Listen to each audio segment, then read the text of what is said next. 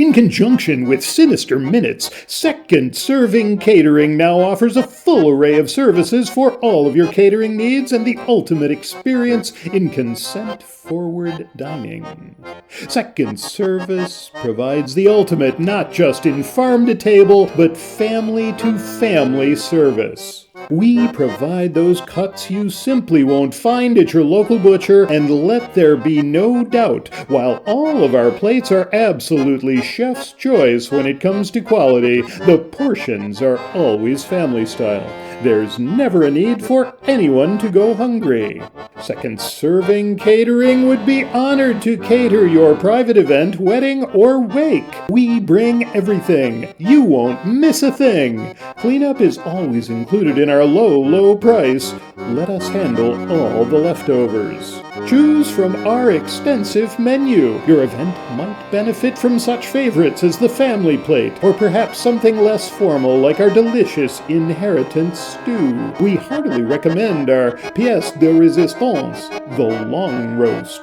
Always a crowd pleaser and surprisingly affordable. Tasting consultations are always available. Second Service Catering, where the whole person is honored and nothing goes to waste. Mention the Sinister Minutes podcast and you'll not only save 10% on your catering bill, you can also skip the background questions. Second Service Catering, where everyone brings something to the table. Menu availability subject to contributor participation. Guests may experience recognition, guilt, or unexpected nostalgia. Consumption may alter familial relationships. Attendance of any event catered by Second Serving Catering implies full consent. Second Service Catering is not responsible for recognition after consumption. Not recommended for first dates, last rites, or court appearances. Children's portions available upon request. All meals are final.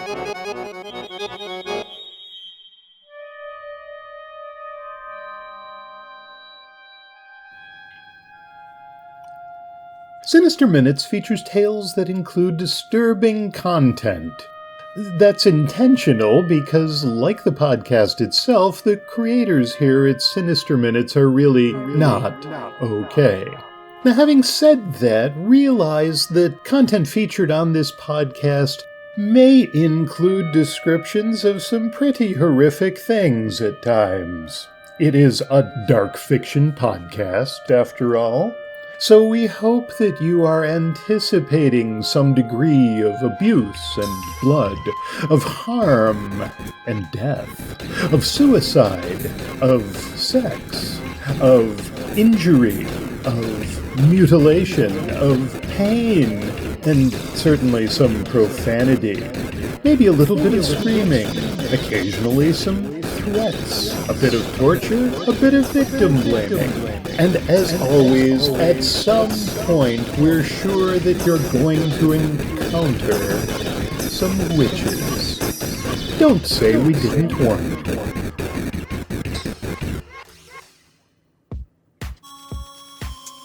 Got a minute or two?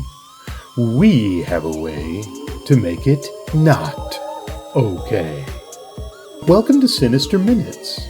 I'm your host, writer and storyteller Kurt Homan. Next to me is the master of macabre musical musings, the maestro of mood, Tim Parker. Together, let us take you on a journey into the dark heart of disturbing. Sinister Minutes. It's not okay.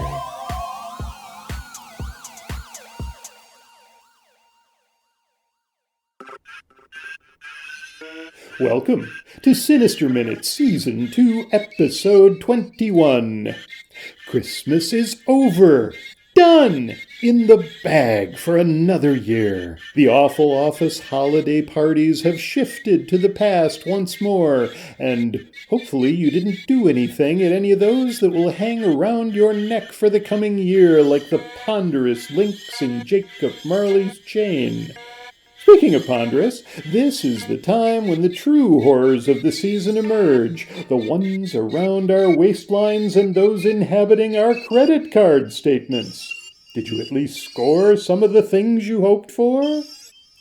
Let's shift away from those stale horrors and open up a fresh can. Today's story, Directions, is all about the ways we get from point A to point B, and how much we rely on our phones to get us there in the most efficient way. What if GPS just stopped working one day? Where would you wind up? After getting lost in the narrative, we'll turn to Tim to lead us down a dark path of his own with a piece he calls It Came from the Box. As we get ready to close out 2025, we're absolutely gratified to you guys for listening, for supporting what we're doing, for sharing Sinister Minutes, for hitting like wherever you listen to us, for subscribing, for submitting your stories, for visiting us at sinisterminutes.com. Tim and I will be preparing our New Year's resolutions within the coming days, and rest assured, while we may make adjustments in the ways we tackle the world, we are steadfast in our determination to continue the long-standing tradition of being reliably not okay.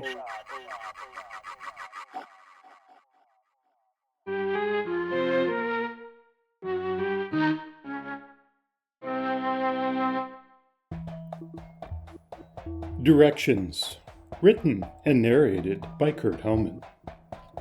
The long weekend with her sister in D.C. had been filled with wine and laughter. With a few hundred miles to drive on Sunday night, Des stayed clear of the wine and enjoyed a light supper before hitting the highway. Getting back home to Poughkeepsie so late meant a rough start to the work week ahead, but it was worth it for a few more hours together. Being her first time traveling home from her sister's new city meant unfamiliar roads all the way, but it was almost all highway driving, and GPS would get her there. The first few hours zipped past with only light traffic once she'd cleared Maryland. The Welcome to Mars sign made her snicker. Had she been so distracted a couple days earlier that she'd missed such an odd name? GPS had probably rerouted her. Time of day, accident, police presence, or who knew what. Mars seemed a decent place to fuel up, and she exited the highway to pull into a gas station. After filling the tank, she checked her phone, hoping she wasn't far from home. GPS informed her hours of travel remained. What the hell? She muttered as she zoomed out on the map. Mars was not on the way to Poughkeepsie. It was at entirely the wrong end of Pennsylvania. Sirens blared out as she shook her head, staring at the display. Not a single distant wailing, but a series, one atop another, a discordant symphony emerging from the darkness beyond the parking area. Bad enough she was hundreds of miles off course. Would the highway now be jammed up as well? She powered on the radio to check for a travel advisory and, with static blaring from the speakers, hit scan. "Emergency alert," said a voice that sounded like a B-movie version of a robot. "GPS is currently unreliable. Do not rely on GPS navigation. Follow local traffic signs and authorities. Repeat, do not rely on GPS navigation. Stay tuned for further updates." No shit. The radio cast an amber glow as the message repeated. When the voice started the fifth cycle, she switched it off and got out. Could this night get any more messed up? Inside the station's convenience shop, she squinted at lights much too bright after hours on a dark highway. Aisles of chips and pretzels, displays of chocolate bars and questionable shrink-wrapped cold sandwiches finally delivered her to the register. There, the smell of burnt cheese mingled unpleasantly with cologne, likely rising from the petite, dark-skinned man behind the counter. "Got any maps?" she asked. He raised an eyebrow. "You're like the sixth person to ask for a map tonight," he said in a voice much deeper than his size suggested. "I ain't seen a paper map in this store in the 5 years I've worked here." Yeah, it was a long shot. She could probably make it home without GPS, but mapping out a route would have provided peace of mind. Since that wasn't happening, maybe a snack would help take her mind off the hours of driving still ahead. Looking behind the counter at the hot food case, Des asked, "How old are those burgers?" The man grimaced. Some of those have been there since before we sold our last map. If you're hungry, those pizzas were made less than an hour ago. The pizza was the probable source of the burnt smell, and hell no was what crossed her mind. Des offered instead a polite, "No, thank you." She held up her phone. "Any idea what's going on with GPS?" Almost no news. He leaned on the counter. You want to know what I think? Not especially. Sure. His voice dropped to a whisper, despite them being alone in the store. It's the government, testing some new weapon, experimenting with ways to round us up. Us? Hopefully they still sold tinfoil in case employees needed to fashion themselves new hats. He nodded, his torso far across the counter. Lots of people coming to Mars tonight. I'm guessing you didn't intend to come here either? No. She took a step back, preparing to make a rapid exit. But I can find my way. Our phones tell us everywhere to go, and they know that, so don't feel bad for being fooled. The chiming of the bell announced another customer, and Des sighed in relief. "Where the fuck am I?" shouted a middle-aged woman whose auburn bob cut clashed with her red flannel shirt. "Sign I just passed said Mars. Is that some kind of joke?" Name of the town, said cashier. "Well, fuck me," said the woman. "I was supposed to be in Buffalo hours ago." "GPS is broken," offered Des. Government's playing games. The cashier was apparently no longer worried about being overheard. "What a steaming crock," said the woman. "Government? No, probably some tech bro and a bunch of AI bullshit." Outside, cars and trucks lined up at the pumps. More people were making unplanned stops in Mars, PA, the bright lights of the gas station at 1 a.m. drawing them in. Des, more interested in getting home than discussing conspiracy theories, tried again to put her home address into her GPS. It informed her she'd already arrived. The room grew louder as more people entered. "Hey!" shouted Des. "Who knows how to get to I-80 from here?" "Doesn't 8 run into 80? said an elderly man in a Steelers cap. "Sure seems like it should," said a light-skinned woman in a teal sweater dress. "But how do you even get to 8 from here?"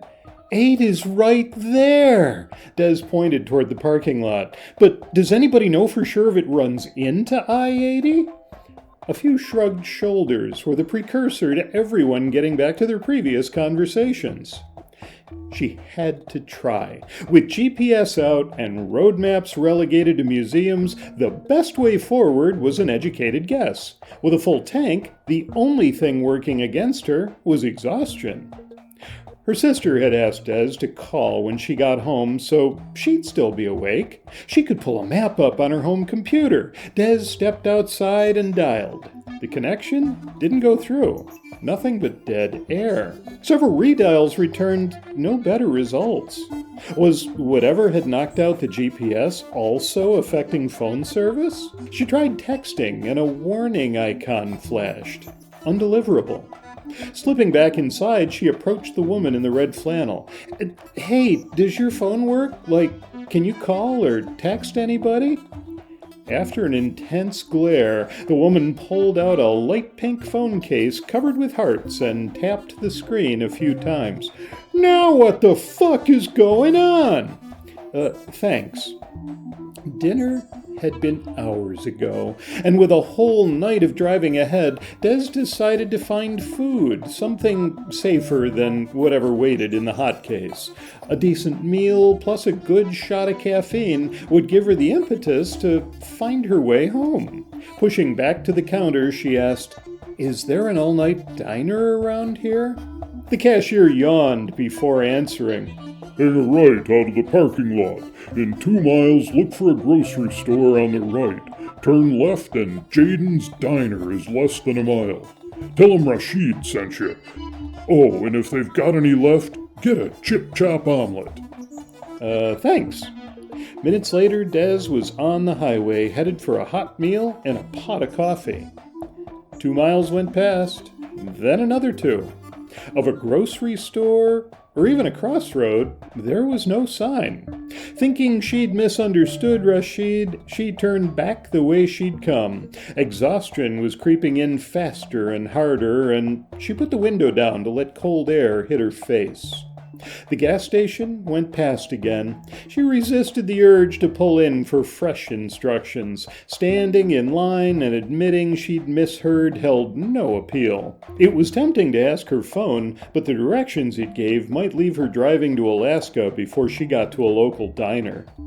3 miles past the gas station, she was about to give up, go back, and choke down a slice of pseudo pizza when she spotted a convenience store on the left, the windows dark.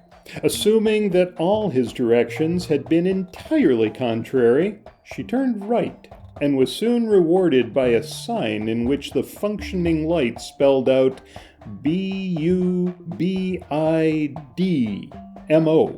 a literal sign from the universe. She was to sleep rather than eat. It was an odd spot for a motel, especially with no indication of its existence from the highway, but the lit sign and the handful of cars in the pothole-cratered parking lot lent credence to an open establishment. The lobby of the Bluebird Motel smelled like stale beer and ashtrays, and the carpeting appeared to have absorbed several crime scenes in its day, a day that had long since passed. The front desk, a once white folding table with a sag in the middle reminiscent of an overworked horse, held an old-style black telephone with a rotary dial, a closed paper notebook, and one of those little bells that exist only in customer service. Des rang it. Minutes passed, and she thought about ringing it a second time when a heavy-set 50-ish woman appeared, an immense quantity of blonde hair piled atop her head. A ratty green housecoat was tied too tightly around her midsection. "What's up?" "Do you have any vacancies?" asked Des. "How many people?" asked the woman. Just me." The woman rolled her eyes. Sure. And how long do you need the room?" Des shrugged. Just tonight." "Yeah, but—" The woman trailed off, looked more closely at Des, then continued. "All night rate or the hourly?" The isolated location for the motel was making more sense. Des shook her head. "I just need some sleep. I'll head home in the morning." "Ah," said the woman, as if this was utterly unexpected. 13's open, and it got cleaned today. Got cash?" "Sorry, gotta use plastic." Des reached into her purse, retrieved her wallet, and extracted a credit card. The woman stared at it, then said, "Card reader went down about an hour ago. Sure you ain't got cash?" "How much for the room?" $150. But seeing how late it is, I'll let you have it half price. If you got cash." Des checked her purse again and pulled out a few bills. "All I've got is $60. The bills disappeared from her hand and into the woman's bathrobe. "Close enough. Checkout's 11, unless you decide to stay another day." She handed over a small pink key ring holding a single key. "Hey, what's the Wi-Fi password?" The woman laughed. "This ain't the Hilton. Wouldn't matter anyway. Internet's down." Des steeled herself at the entrance to room 13, then put the key in the lock, pushed open the door, and flipped on the light. The blonde woman hadn't steered her wrong. The room at least smelled of cleaner. With a prayer about not awakening and a nest of bedbugs, Des collapsed fully dressed on the bed. In the morning, she checked her phone. No bars. She entered a quick email to work, hoping it got through sometime soon. Aside from a few cracked tiles in the floor, the bathroom looked okay, and so a hot shower provided an attempt to compensate for the hours of sleep she hadn't gotten. When she stopped to check out, the same woman was at the desk, talking on the ancient phone. The housecoat had been replaced by bright blue yoga pants and an oversized black and gold sweatshirt. Des held up her key, then set it down on the table. The woman smiled at her, took the key, then set the phone down. "Everything okay?" "Fine," said Des. "Can you tell me where I can get breakfast?" "Sure. You leave here, make a right, go back to the main highway. Turn left to head north. In about 5 miles, you'll see Jaden's place. If they haven't sold out, get the Chip Chop omelet. And tell them Heidi sent you." "Thank you."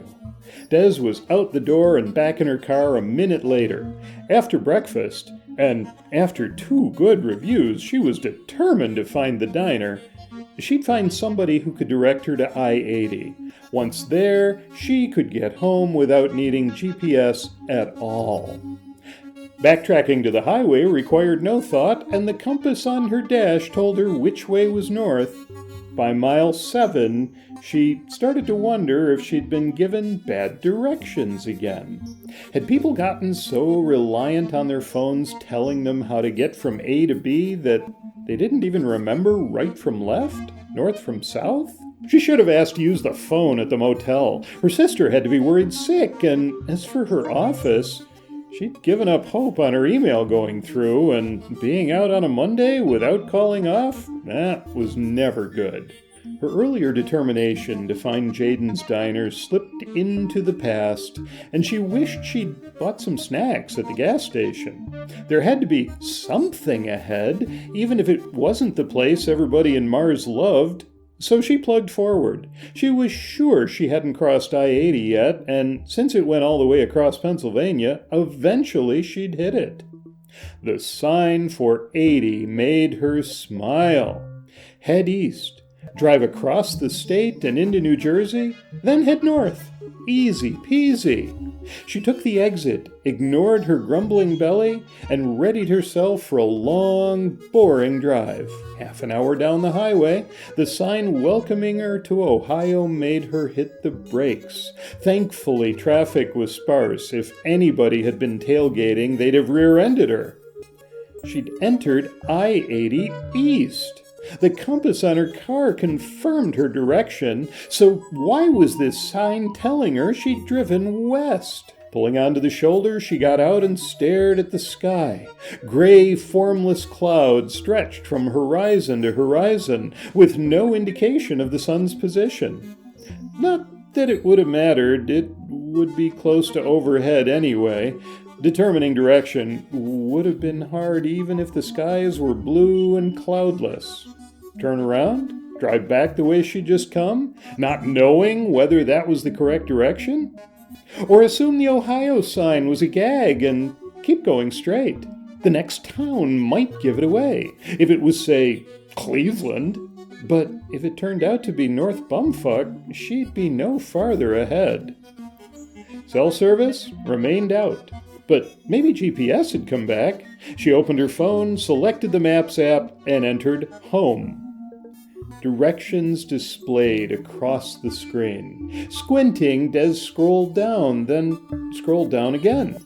She flicked her finger along the screen, scrolling faster and faster. Directions kept coming, and she gave up. There'd be no catching up. GPS was obviously not working. Pushing forward seemed the best option. The highway lay open before her. Either traffic was low or she was so used to the constant crush of cars in and around Poughkeepsie, coupled with the congestion around D.C., that anything less made it seem like hers was the only car on the road. The exits she passed were all for towns she'd never heard of. She kept going. Everything would work out. It had to. A giant stack of crab legs next to equally huge lobster tails displayed on a billboard brought back the pangs of hunger she'd been repressing for hours. Sandy Shores Seafood, all-you-can-eat specials, just 12 miles ahead. Take exit 87A to Jupiter, Florida. A titter gave way to full-on laughter. She rolled down her window and yelled at the highway rushing past, "I just drove from Mars to Jupiter! Yee-haw!" It was impossible, of course. Pennsylvania to Florida was over 1,000 miles. She'd been on the road for a few hours. Once again, somebody had messed with the signs, put up the billboard as a joke. Except the trees alongside the highway were palms, long leaves swaying in the afternoon breeze. A few scattered trees that might have looked at home in the Northeast had long stems of Spanish moss trailing from their branches. Des glanced in the rear view, half expecting to see the stately firs and maples that had guided her earlier progress. Gray, cloudy skies had at some point given way to abundant sunshine, and the hot, humid air billowing through her open window was what finally convinced Des that something was horribly wrong, not only with GPS, but the world. Foot firmly on the gas, she plugged forward, not knowing where she was going, but determined to see it through. Judging from the buildings growing closer together and the scattered pedestrians clad in shorts and tropical shirts, a town was nearby. In spite of everything, or maybe because of everything, she was still hungry. And when she saw a diner sign atop a huge pole, she pulled in. Unlike the sign on the pole, the one on the building didn't just read diner. It read Jaden's Diner. Des sat in the car, staring at the sign. Nothing made sense anymore. Should she march inside and tell them that Heidi had sent her? Gauge their reactions? Probably they'd just nod and smile. Diners attracted their share of crazies, after all. Inside, atop the daily special board, was listed the Chip Chop Omelet. "Hey," said a thick woman wearing a white apron over a peacock blue uniform. "Are you okay?" "Huh?" Des decided not to hold back. "What the hell is going on?" "Nobody knows for sure." The server, her accent thick with Minnesota, smiled warmly. "But please, have a seat. Can I get you some coffee?" Des nodded and allowed herself to be guided to a spot at the counter. Normally, she'd prefer a booth to herself, but staring at her phone would only make things worse. And maybe for once, the presence of other people would be a good thing. "Where are you from?" asked the short-order cook, a rail-thin, deeply tanned man who towered over the grill. "Maybe this poor woman doesn't want to talk." The waitress poured a cup of coffee and slid it toward Des. "But if you do, my name's Lacey. That's my husband Jaden there, working the grill." Des had no idea what to say. Her next words sounded bizarre even to her. "You guys know a woman named Heidi, by any chance?" "Oh my goodness!" Jaden's eyes lit up. "From the Bluebird Motel?" Des nodded. "I stayed there, and she sent me to Jaden's Diner. I just thought it would be closer to Mars." Lacey shook her head. "Something's mighty peculiar for sure." Des stared at her. "You know what? I've got a million questions, but right now there's more pressing issues." She glanced at the special board. "Whatever the hell a Chip Chop Omelet is, I'll take one of those. But first, where's the restroom?" Lacey pointed. "Follow the counter around to the right, then all the way back. Can't miss it." Des followed Lacey's outstretched finger to the end of the counter, then turned left, the only direction she could without going back outside. The diner was bigger than she'd thought, some 20 tables sitting idle. The lights in the back were off, but plenty of illumination came through the front windows. Des headed towards a shadowy alcove. There was no door there Maybe she'd misread Lacey's outstretched finger. She retraced her steps. Jaden was head down over the grill and Lacey nowhere to be seen, so she kept walking to the other end of the counter. It terminated at the outside wall. She went back a second time, and this time there was a door, where no door had been earlier. Unwilling to take more chances, she slipped into the restroom. As she washed up, her face in the mirror revealed crescent moons beneath puffy red eyes, contrasting with paler than usual skin. Would this insanity never end? Would she ever get home? Back at the counter, Lacey set down a plate, a base of eggs topped with a pile of thin sliced ham doused in barbecue sauce. Enjoy! She needed no further instruction, and dove in. Sorry about that restroom business, said Lacey. For sure, I didn't realize it was quite this bad. What are you talking about? Asked Des. Or that's what she intended to say, and instead a series of sounds, muffled by barbecued ham and eggs, emerged from her lips. Lacey understood. It's about directions, don't you know? Seems nobody can give anybody directions and expect them to work. Des swallowed. The meal was delicious, and if she ever made it back to Mars and saw Heidi again, she'd thank her for the recommendation. Rashid as well. Excuse me? Have you gotten any decent directions to go anywhere lately? Florida's sun poured through the windows and warmed Dez's back. She took another bite. What's going on? Jaden stepped out from behind the grill. No idea. Figured it was just GPS at first. You know, software glitch or something, but then everybody started going all freaky, finished Lacey. This place was a zoo last night. Everybody bitching. All about their phones, about directions people gave them, about how they'd wound up in Mars when it wasn't anywhere near the road they were sure they'd been driving on. Hey, can you guys maybe turn on the AC? It's like an oven in here. Des took another bite of her food. Calling it an omelet was a misnomer. The eggs merely provided a cushion between the plate and the mountain of meat. Oh, afraid our AC units are all in storage, said Lacey. We weren't expecting. Hold on, said Des. Are you saying you were in Mars last night? Mars, Pennsylvania? Jaden nodded. Same as you, from the sounds of it.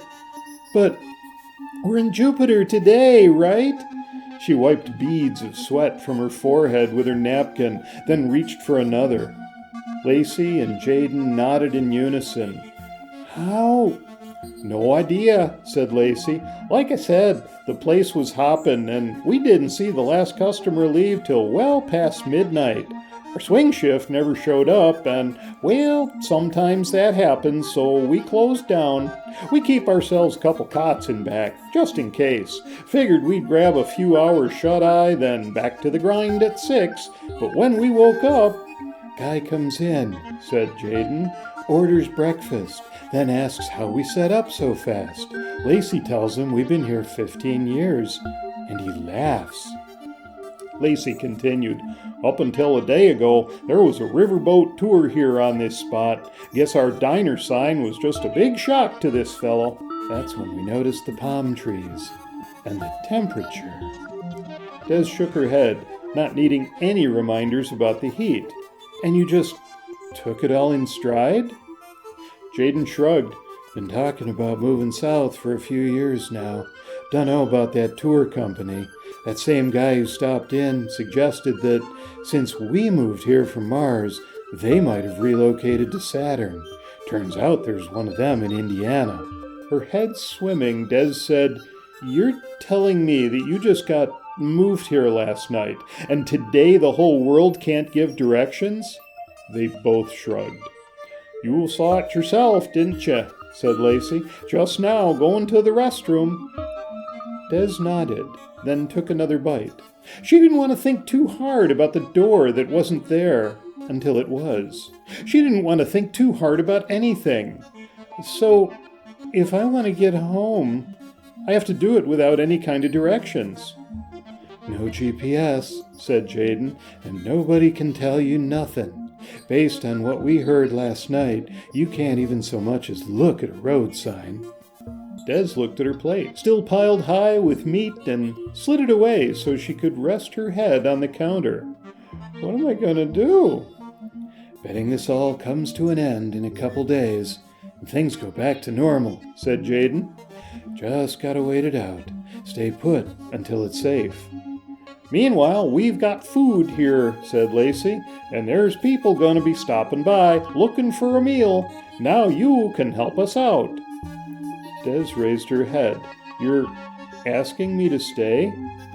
Not asking, Lacey laughed. Telling, you won't be going anywhere. Des rose to her feet, sliding her phone out of her back pocket.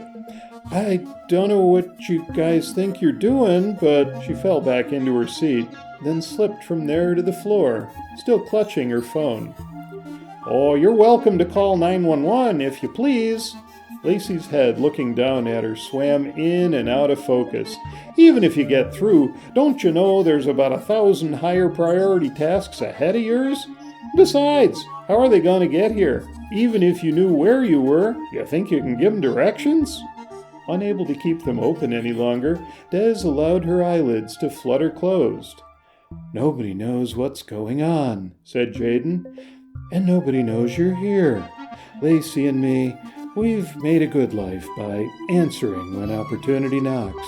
And right now, when we know we have customers coming and no idea when another delivery's coming, if ever, his voice continued as if from far away. Gotta make sure we can keep up with demand for that chip chop omelet special.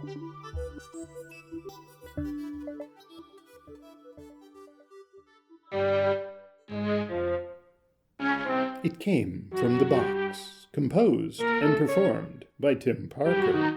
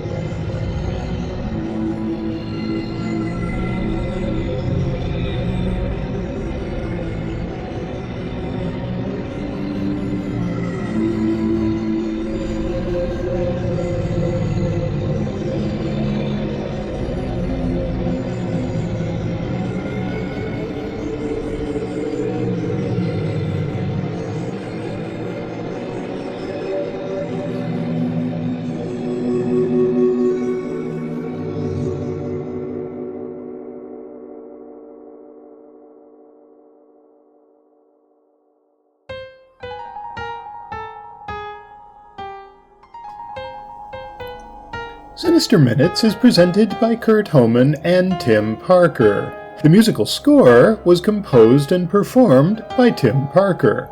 Our production team consists of Kurt Homan and Tim Parker. On behalf of everyone here at the Sinister Minutes podcast, namely Kurt Homan and Tim Parker, we thank you for listening, for joining us as we explore all the ways in which we are not okay. This audio program is copyright by Kurt Homan and Tim Parker under a Creative Commons Attribution, Non-Commercial, No Derivatives license.